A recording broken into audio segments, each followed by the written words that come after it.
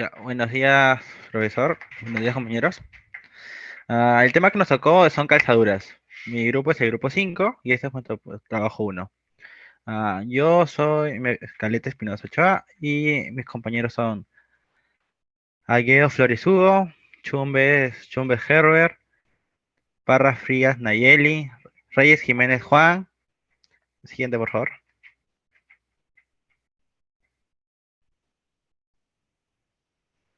Los puntos que vamos a tocar en este trabajo son la introducción, descripción del proyecto, detalle arquitectónico y estructural, ubicación de la torre grúa, procesos constructivos, calzaduras, los metrados del proyecto y conclusiones y recomendaciones del proyecto. Siguiente, por favor.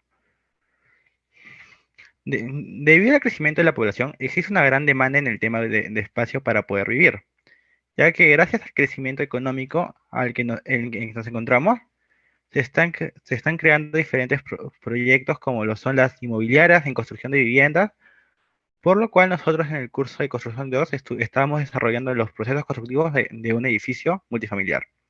Cabe resaltar que es antes de pandemia. Descripción del proyecto. En esta oportunidad nosotros realizaremos los trabajos preliminares y las obras de concreto simple de la edificación multifamiliar de 8 pisos, Luestar. También iremos indicando el proceso constructivo que éste requiere para su correcta realización, siguiendo todas las normas establecidas. El siguiente informe estará basado en el Reglamento Nacional de Edificaciones. Siguiendo los pasos de este, se realizarán los metrados de la obra, iniciando por los trabajos preliminares, para luego pasar a las obras que conllevan el movimiento de tierras. Finalmente evaluaremos las obras de concreto simple. Siguiente, por favor. Detalle arquitectónico. Nuestro proyecto trata de una edificación con 8 plantas, más azotea y un semisótano. Contará en total con 46 departamentos, donde este departamento tendrá 2 dormitorios, cuenta también con estacionamiento y 2 depósitos, y esos se encuentran en el semisótano. En el detalle estructural, el edificio es un sistema aporticado de concreto armado, conformado por columnas, vigas y losas aligeradas. Los elementos estructurales formados pórticos que soportan la carga vertical y horizontal. Todo el sistema está bien estructurado de acuerdo a las especificaciones técnicas que se deben seguir correctamente en base a la norma. Ahora le doy pase a mi compañero Hugo Aguedo. Gracias, compañero. Yo hablaré sobre la ubicación de la torre grúa. La grúa es uno de los elementos más importantes para la construcción de un edificio. Por ello es muy importante que su instalación esté bien planificada y no tener problemas durante la ejecución de los trabajos. Una vez instalada, reubicar será muy costoso, tanto en tiempo como en dinero. Por eso debemos considerar algunas claves a tener en cuenta a la hora de instalar una grúa, para no tener problemas y que los trabajos se desarrollen con normalidad. Siguiente diapositiva, por favor. Cálculo estructural. Toda grúa viene con un manual. Además, tendremos un cálculo específico para la obra en cuestión.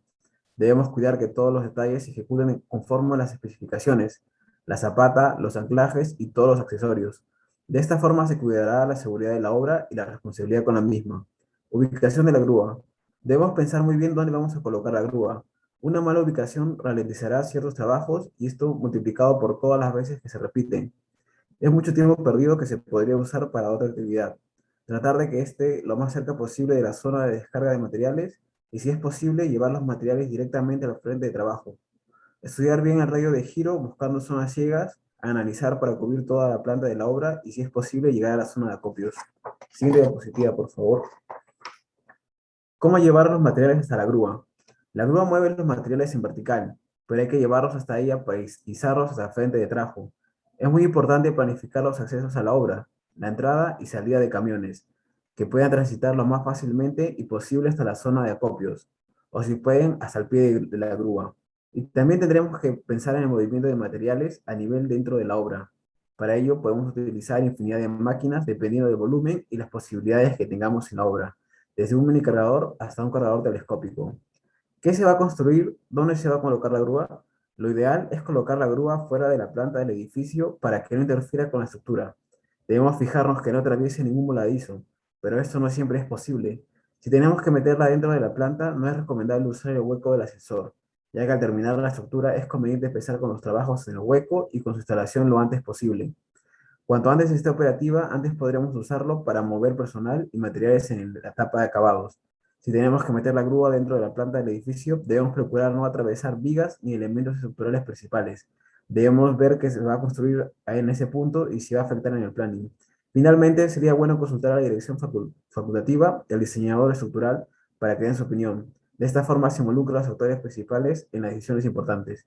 Siguiente diapositiva, por favor. La ubicación de la torre grúa se encuentra entre los ejes C y E. Además, debe tener un alto de 30 metros para los 8 pisos que tiene nuestra edificación. Gracias. Ahora le doy pase a mi compañera Nayeli Parra. Gracias, compañero. El proceso constructivo contiene trazo y replanteo, movimiento de tierras, nivelación del terreno, excavaciones y por último calzaduras. Siguiente, por favor. Obras preliminares. Las obras preliminares son un conjunto de trabajos que deben ejecutarse antes del desplante de una construcción para establecer, delimitar y proteger el terreno mismo y las construcciones colindantes, así como también facilitar y permitir el inicio de los trabajos de construcción. Se les considera la primera fase de la ejecución de obra, puesto que dichas actividades son la preparación y adecuación del proyecto sobre el predio, lugar, terreno, etc., dentro de las cuales podemos encontrar el trazo, nivelación, desmonte, trasplante de vegetación, despalme, excavaciones, rellenos, plantillas, mampostería de piedra, drenes, tablestacados, tapiales, cercas provisionales, demoliciones, señalamiento de protección de obras. Siguiente, por favor. Trazo y replanteo. Es el proceso de definir y medir en un terreno de dimensiones de la obra donde se realizará la construcción. Se traza la forma del perímetro de la obra y se señalan los ejes y o contornos en donde se debe situar la cimentación, los muros, zapatas, losas, pilotes, etc. Siguiendo con el movimiento de tierras, que es un conjunto de actuaciones que se debe realizar a la hora de preparar un terreno en el que posteriormente se llevará a cabo una obra. En primer lugar, se suelen realizar tareas de desbroce, que consisten en acondicionar el terreno eliminando todo tipo de plantas, malezas u objetos que pueden entorpecer el trabajo. Siguiente, por favor. Nivelación interior y compactación. Este trabajo comprende los trabajos de los cortes y rellenos, que serán necesarios para dar al terreno de la obra una nivelación indicada en base a los planos. Su unidad de medida es el metro cuadrado. Siguiente, por favor. En las excavaciones son un conjunto de operaciones realizadas para excavar y nivelar las zonas en donde ha de asentarse la carretera u obra. En esta unidad se incluye el replanteo de características geométricas del desmonte. Siguiente, por favor. En calzaduras, lo primero, se construye una primera fila de muro y se repite el proceso con una segunda fila. Los paños normalmente son de 3 metros de altura por 4.5 metros o 5 metros de largo con refuerzos verticales y horizontales que sobresalen hacia abajo y hacia los costados, aproximadamente 50 centímetros. Esto se hace con la finalidad de hacer el empalme con el futuro paño adyacente y luego con el paño de la fila interior. Siguiente, por favor. Cuando hay una edificación al costado con cimentaciones superficiales, lo recomendable es hacer la primera fila del muro con las longitudes de paños de hasta 2.5 metros. Esto se recomienda ya que la cimentación del edificio existente no está calzando y puede desestabilizarse y si se quita 5 metros del terreno. Siguiente, por favor. Ok. 3. Los anclajes pueden ser temporales o permanentes. En los anclajes temporales trabajan hasta que son sustituidos por estructuras permanentes, en el caso de una excavación de varios sótanos. El sostenimiento temporal se realiza con anclajes hasta que son sustituidos por losas de entrepiso. Los anclajes permanentes trabajan durante toda la vida útil del proyecto, por lo que se dimensionará con mayores coeficientes de seguridad y los niveles de protección serán mayores. Siguiente. Para el caso de los suelos buenos como el de Lima, en Perú, y para alturas normales de piso a piso, se obtuvo el siguiente cuadro de espesores recomendados para los muros anclados, en el cual tenemos el número de sótanos y el espesor del muro expresado en centímetros. Una pequeña nota es que la calzadura que conocemos hoy fue una invención de un grupo de ingenieros que en aquella época tuvieron que resolver el problema de proteger casonas o estructuras colindantes cuando se presentaban tales casos, como poco espacio de trabajo en la construcción de edificaciones o asentamientos, que sin duda alguna, con el avance del tiempo ha tomado validez en la comunidad al punto de tener bibliografía para su diseño debido a las buenas y malas experiencias que ésta ha generado en la construcción. Le doy el pase a mi compañero Juan. Gracias, compañera. Bien, excavación de las calzaduras. La excavación masiva se hace por tramos y anillos. La primera parte de la excavación masiva se hace hasta una profundidad tal que se considere la altura del primer anillo por debajo de la cimentación vecina. Por otro lado, cuando se realiza la excavación, se tiene que dejar una banqueta perimetral de 1,5 metros como mínimo, la cual sirve de sostenimiento. En esta etapa es necesario el uso de maquinaria pesada como cargadores frontales y volquetes para la eliminación. Encofrado de calzaduras. En esta parte se tapan o encofran los espacios dejados para las calzaduras, dejando una abertura en la parte superior para el respectivo vaciado.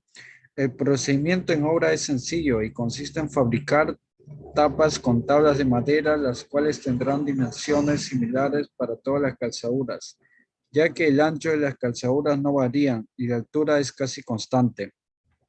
Además, para contrarrestar el empuje del concreto, se tiene que apuntalar adecuadamente la cara externa del encofrado y también se tiene que fabricar una rampa de acceso que va desde la mezcladora hacia la abertura dejada en la parte superior de la tapa. Vaciado de calzadura. El proceso de vaciado se realiza mediante buis y abastecidos por una mezcladora. En este caso, la mezcladora que se usó fue de 7 pies cúbicos de capacidad. El procedimiento contempla en agregar alternadamente 30% de piedra grande y antes de finalizar, agregar a la última tanda aditivo expansivo para que el concreto llegue a tener contacto adecuadamente con la calzadura superior y la transferencia de carga sea uniforme. Bien, ahora le pasa a mi compañero Khaled. Hola, ya. Muchas gracias, compañero. Yo les voy a exponer cómo realizamos los metrados del trabajo. Para estos metrados de las excavaciones, nos dirigimos al plano de estructuras. En ese plano de estructuras, mm, nos guiamos el eje A, que fue el que empezamos a trabajar, y empezamos a trabajar con la sección del 1 al 2. Y y con ayuda de los cortes, pudimos sacar los datos como el ancho y la altura de la excavación realizada. Así seguimos ese mismo patrón con todos las secciones de ambos tramos para la vertical.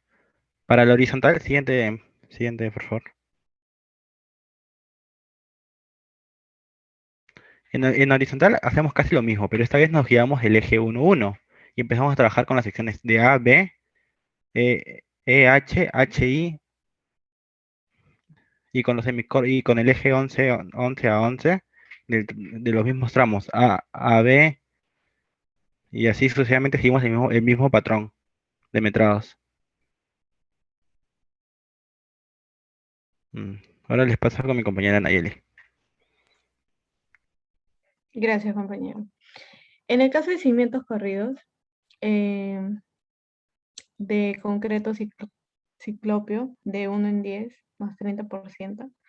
Eh, se realizó los mismos pasos, solo que tomé el eje 1-1 y así fui metrando. Tuve una pequeña complicación en el eje 12-12, ya que interrumpía una columna, entonces se tendría que sacar una columna y para poder seguir metrando. Em, Le doy el pase a mi compañero Herbert. Soy Herbert Chumbes. Con respecto a las calzaduras y resultados, aquí hicimos dos tablas Excel donde mostramos el metrado de concreto en metros cúbicos y el encofrado en metros cuadrados. En la imagen de la derecha podemos observar el anillo de una altura de 1 metro y de 0.6, lo cual estos datos son representados en el Excel, donde tuvimos así el metrado de concreto de 21.1542 metros cúbicos y luego el encofrado. Conclusiones. Toda excavación altera el estado tensional del suelo y puede llevar a la pérdida la estabilidad del talud. El conocimiento del proceso constructivo de un proyecto nos ayudará de gran medida a la realización de nuestros metrados y la elaboración de nuestros costos de la obra, facilitando de esa manera la ejecución del proyecto. Las decisiones sobre la estabilidad de los taludes deben ser tomadas por expertos en ese ámbito, ya que se requiere conocer el tipo de suelo, controlar la humedad y observación permanente. El metrado es importante porque a través de él estimamos el costo y la duración de las recomendaciones. El constructor debe observar el comportamiento del suelo y la presencia de alguna inflación, pues generalmente las calzaduras se diseñan con un factor de seguridad bajo, debido a que son obras provisionales. El factor tiempo es importante, considerando que aumenta el riesgo de derrumbe por posibles alteraciones de los parámetros del suelo al estar sometido a periodos largos de exposición. Se deberá reportar cualquier anomalía observada, tales como rajadura, hundimiento, etc., para poder tomar las medidas correctivas del esfuerzo. Y por último, la biografía. Eso es todo. Gracias.